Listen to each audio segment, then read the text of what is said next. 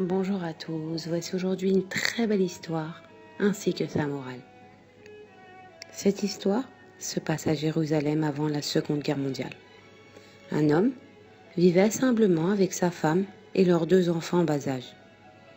Comme tout bon père, il se souciait de leur avenir et décida de mettre de l'argent de côté selon ses moyens. Il se fabriqua donc une petite boîte avec une fente et il mit chaque jour quelques pièces. Malgré les difficultés quotidiennes, il s'efforçait toujours d'épargner quelques sous. Les semaines, les mois, les années passèrent et plusieurs boîtes avaient été remplies. Leur contenu représentait maintenant une somme assez importante.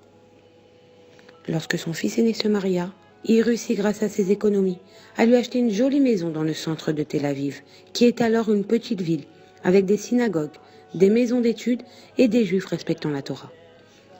En revanche, lorsque son second fils arriva lui aussi en âge de se marier, il ne put se permettre d'acheter le même appartement qu'à l'aîné. Avec beaucoup de difficultés, il réussit tout de même à lui acheter un petit appartement dans un quartier religieux de Jérusalem. Avec le temps, son fils aîné commença à s'intéresser aux choses de ce monde et délaissa l'étude de la Torah. Le monde occidental l'attira de plus en plus hors des tentes de ses pères et il devient très matérialiste. Il avait une très belle situation financière, mais une vie spirituelle pauvre.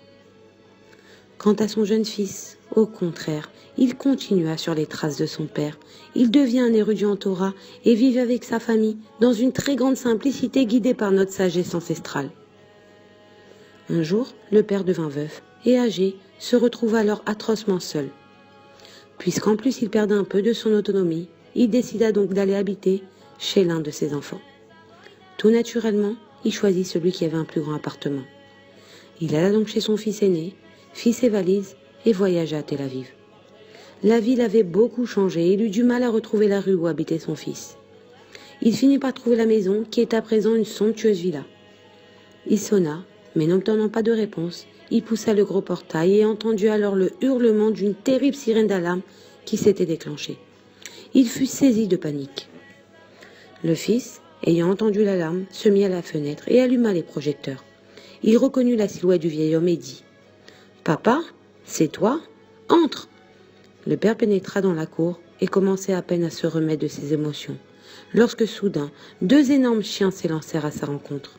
Le pauvre homme faillit s'évanouir de frayeur. Son fils lui dit alors « N'aie pas peur, papa, ils font partie de la famille et ils viennent seulement pour t'accueillir. » Le père s'installa chez son fils. Mais chaque jour était pire que le précédent. Sa belle-fille ne fit preuve d'aucune compréhension et lui reprochait ses gestes maladroits lorsque, par exemple, il renversait des liquides sur les tapis. Quant à son fils, il ne voulait pas être dérangé, surtout lorsqu'il regardait les informations à la télévision. Le père ne supportait pas cette atmosphère et décida, le cœur meurtri, de quitter cette maison étrangère. Il embrassa son fils et partit. Il se demandait où il pouvait bien aller. Oserait-il se présenter chez son second fils qui vivait à l'étroit avec de nombreux enfants ? C'est ce qu'il fit. Et cette fois, il n'eut aucun mal à reconnaître la maison qui lui était familière, car il y avait passé de nombreux Shabbats. En bas de l'escalier, il entendit la voix mélodieuse de son fils qui étudiait une page de Gemara. Il frappa à la porte et les enfants qui l'aperçurent se précipitèrent pour l'accueillir et l'embrasser. « Saba, Saba, grand-père !» Le petit de 3 ans arriva ensuite avec un talit katan en main et lui dit « Saba, regarde ce que j'ai reçu au Gan !» Le cœur plein de joie et les larmes aux yeux, le grand-père entra dans le petit appartement. Il repensait à l'accueil si différent qu'il avait reçu à Tel Aviv. Après quelques minutes, sa belle-fille lui apporta une boisson chaude, afin qu'il se remette de son voyage. Son fils ferma sa Gemara dès qu'il le vit, car c'est une mitzvah extraordinaire d'honorer son père. Chacun l'accueillit avec chaleur et toute la maisonnée s'organisa très vite pour lui préparer un endroit agréable dans la maison. Le fils alla chercher un lit et l'installa dans l'un des coins de la maison. Le sabbat passait son temps à étudier avec ses petits-enfants, récoltant ainsi les fruits de tant d'années de dur labeur. La joie était revenue dans son cœur et son visage brillait de bonheur. Quel mérite pour ce fils! La mitzvah de respect des parents est l'une des lois rationnelles qu'Hachem nous a prescrites dans la Torah. En effet, toute personne sensée sera d'accord que chaque enfant doit être reconnaissant envers ceux qui lui ont donné la vie, et n'ont épargné aucune peine et aucune fatigue pour s'occuper de lui quand il était petit.